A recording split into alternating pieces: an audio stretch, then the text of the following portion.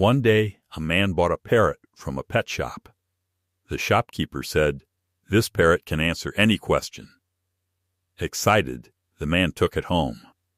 He asked Parrot, "Who is the smartest person in this house?"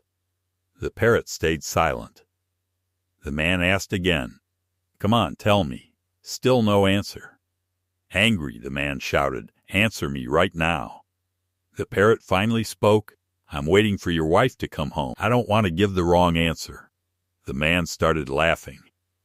Just then his wife walked in and asked, "What's so funny?" The parrot quickly said, "Nothing.